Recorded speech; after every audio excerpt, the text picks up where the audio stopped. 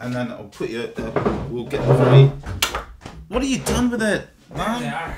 Ah. Scotland's good at this. It's the business, isn't it? Just show them the label there. I mean, it's a peaty. Yeah, this is Lefroy. Islay single malt. So there we go.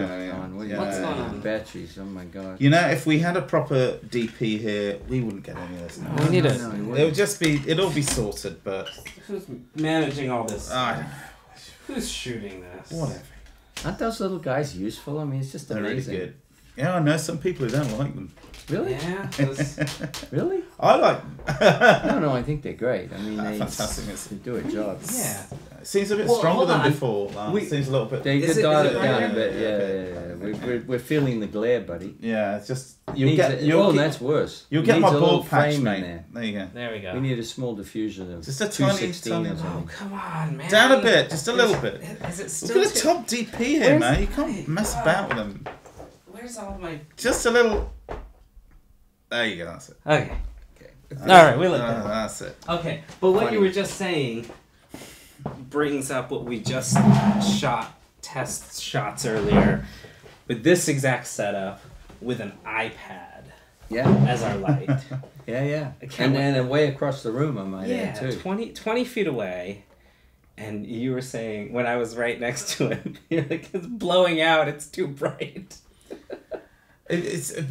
But there seems to be a recurring theme coming up, which is real world, real life, real world, real life. Mm-hmm. Not 10-bit over 8-bit, Yeah. not 2K over 4K. Oh. It's what does the image actually look like when it's on screen, when it's on the television. What does it actually look like? That seems to be the recurring theme. What do you I think? think that's certainly true of everything I ever tried to do as a cinematographer, is to make it feel believable, especially if the story was contemporary and we had regular people in regular street environments and so on, and we would go in buildings at night and scary and whatever, and you can always push that element when people are in a dark space and they hear a noise and they're like disturbed, and there are ways to enhance that with aggressive lighting and to help. But one of the things I've always tried to do is make people feel like that's a real space, that it has warmth, it's believable, people live there,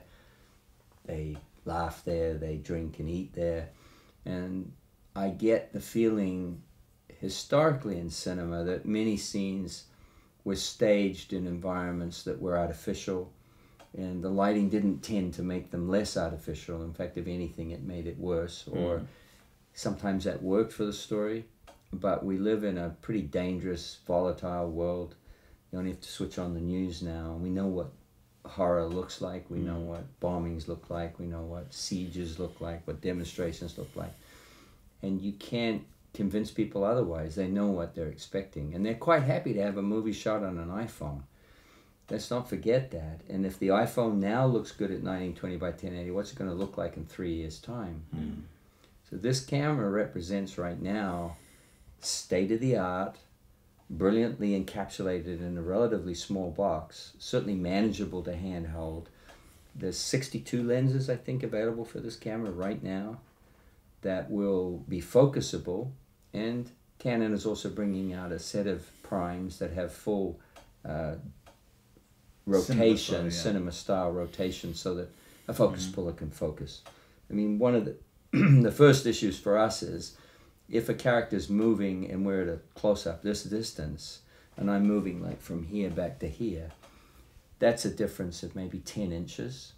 And on the barrel, because this is the critical distance on the lens, my focus puller wants to see that much distance so that he can see 6'2", 6'4", 6'6", 6'8", and then up to 7 feet and back again. And if he doesn't get that physical distance, it makes it that much more challenging. If you put a motor drive on this, a remote, and then track the motor drive, you can make what might be only this distance on one of these lenses expand to the full rotation on the remote. And in that way, you give these new life. But the remote controller, of course, is the ones we use are $30,000, twice the price of the camera. Okay. And so that's the kind of thing you want to build into it. There are very lovely follow focus units, but frankly, you probably don't need them. And if you're working with wider lenses, your depth of field is adequate for most of the time anyhow. Obviously, people will shoot historical drama with, they'll shoot everything with this. But right now, this camera's just primed to go out on the street and shoot contemporary stories in locations like Starbucks and whatever. And you could get away with shooting on the subway and so on. Of course, London's a little more challenging because you have 1 million cameras watching you, and someone's going to come out of the woodwork and say, "Do you have a permission, sir?" I mean, poor people have asked me already about the Billingsgate shoot, and I didn't get to say, but of course we had a permit. Yeah. But we only got away with getting a permit because we only had 3 of us, or 2 of us, you probably said. I was an add-along. But we were not allowed to use a tripod. No. So handheld, stabilized, tiny crew. And then 2 other people who might just wander in there with radio mics taped to them and play dialogue, and you're down the other end of the room, and suddenly you've got yourself a sequence, that the dialogue moment where a couple is buying some fish and have an argument in so the market. And it's...